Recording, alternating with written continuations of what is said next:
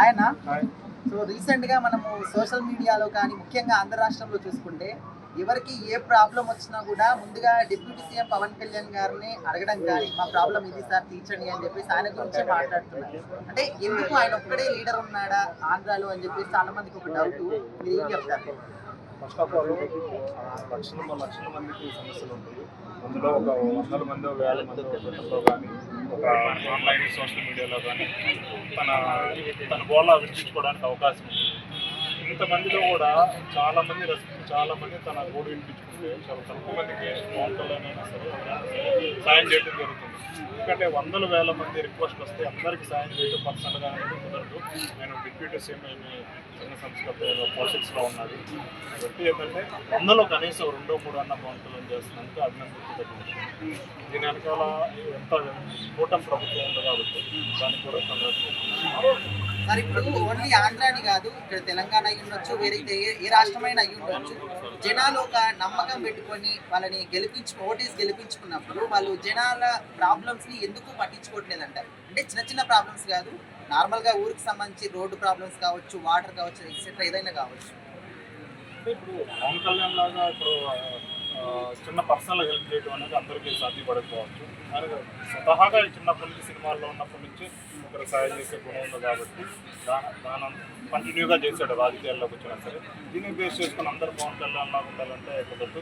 తన నియోజకవర్గంలో ఏదైతే రోడ్ల సమస్య కానీ, శానిటేషన్ ప్రాబ్లమ్స్ కానీ, డ్రింకింగ్ వాటర్ ప్రాబ్లం కానీ, రైతులకి ఏమైనా ప్రాబ్లమ్స్ ఉన్నాయని ఇవి చోట్ల నియోజకవర్గంగా వారిగా ప్రజలకి సాయం చేయడానికి డెవలప్ చేస్తున్నారు. అంటే ఇట్లా చేయడం వెనకాల కూడా రాజకీయ స్వలాభాలు ఉన్నాయని చెప్పి చాలా మంది అభిప్రాయపడుతున్నారు. మీరు అగ్రీ చేస్తారా? ఉంటాయి కదా. ఇప్పుడు పవన్ కళ్యాణ్ సాయం చేశారు కాబట్టి ఇంతమంది ఇట్లా అడుగుతున్నారు. మిగతా వాళ్ళు ఎంతమంది లేరు. డిప్యూటీ సీఎం గారు మంత్రి కాకుండా చాలా మంది మంత్రులు ఉన్నారు, ఎమ్మెల్యేలు ఉన్నారు, కూటమిలో బీజేపీ తరఫున ఉన్నారు, జనసేన, టీడీపీ తరఫున ఎవరి పేరు లేదు. పవన్ కళ్యాణ్ ప్రతిసారి స్పందించి ఏదో ఒకటి టాప్ ఆఫ్ ద టౌన్ అవుతున్నాడు. టాప్ ఆఫ్ ద టౌన్ ప్రతిసారి ఇలా పవన్ కళ్యాణ్ దృష్టికి వెళ్తే సాయం చేస్తున్నారు. దీని వెనకాల రాజకీయాలు కూడా అంటే దీని వెనకాల ఇప్పుడు పవన్ కళ్యాణ్కి అతిగా ఇట్లా మంచి పేరు వస్తే నాకు తెలిసినంతవరకు చంద్రబాబు నాయుడు ఎక్కడ స్టాప్ చేసే అవకాశం ఉంది కంపల్సరీ. ఎందుకంటే చంద్రబాబు నాయుడుకి నువ్వు పీఎం అవుతావా, నీ కొడుకు సీఎం కావాలంటే నా కొడుకు సీఎం కావాలని చంద్రబాబు నాయుడు ఉంటుంది. కాబట్టి తన కొడుకు కోసం పవన్ కళ్యాణ్ ఒక రేంజ్ వరకు సహాయాలు అయితే ఉంటే కానీ అంతకు మించి నెక్స్ట్ జనరేషన్ ప్రభావితం చేసే వ్యక్తిగా మారిపోతే మాత్రం చంద్రబాబు నాయుడు రమ్మాలి. అంటే కూటమి నుంచి బయటకు వచ్చి ఈయన కూడా స్వతహాగా స్ట్రాంగ్ గా తన క్యాడర్ని బిల్డ్ చేసుకోవాలంటారా? Pawan Kalyan first of all ఇప్పుడు ఆంజనేయుడు బలం ఎలా ఉంటుంది, పవన్ కళ్యాణ్ అంత నమ్మకోలేదు. పవన్ కళ్యాణ్ ఎప్పుడైతే 2019లో ఒక 2 సార్లు ఓడించారో పవన్ కళ్యాణ్ క్లియర్ కట్గా తనకి రాస్తుందో అర్థమైపోయింది. ఓవరాల్గా ఏంటంటే ఎందుకు రిస్క్ తీసుకోవటం, మళ్ళీ ఈసారి కూడా గెలవకపోతే మన పరిస్థితి ఎలా ఉంటుంది. గ్రౌండ్ లెవెల్లో కూడా ఇప్పుడు పేరుకే కనిపిస్తుంది. గ్రౌండ్ లెవెల్లో చాలా చోట్ల కనిపిస్తుంది. 175 నియోజకవర్గాల్లో గ్రౌండ్ లెవెల్ సరైన అభ్యర్థులు ఇప్పటికీ లేరు. అంటే టీడీపీ అంటే ఇప్పటి నుంచో బలంగా ఉన్న పార్టీ కాబట్టి దీనికి వైఎస్ జగన్తో కలవటం స్వతహాగా ఇంటికి కుదరకపోవచ్చు. కాబట్టి చంద్రబాబు నాయుడుతో కలిసి రిస్క్ లేని రాజకీయం చేశాడు.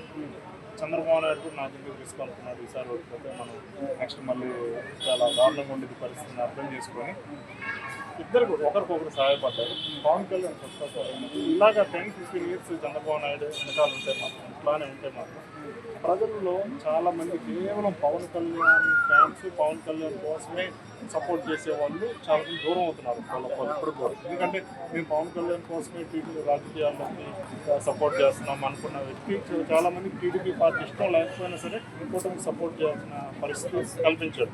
ఈ కూటమి అంటే ముగ్గురు పొత్తులో ఉన్నారు కాబట్టి లాంగ్ టైమ్గా ఇది పవన్ కళ్యాణ్కి స్వతహాగా వస్తేనే 5 ఏళ్ళు కానీ 10 ఏళ్ళు కానీ ఎప్పుడైనా సరే నెక్స్ట్ ఒక సెకండ్ హోప్ కానీ థర్డ్ హోప్ కానీ పవన్ కళ్యాణ్ అయి ఉంటారు ప్రజల్లో. కంపల్సరీ కూటమి నుంచి పోతేనే బెటర్ అనిపిస్తుంది. ఎందుకంటే దీనికి ఎట్లానే కొనసాగితే చంద్రబాబు నాయుడు అటు మహానీయులనే అర్థం లేదు, పవన్ కళ్యాణ్ కూడా అర్థం లేదని నా అభిప్రాయం. ఇప్పుడు ఒకటి స్టాప్ చేస్తుంది.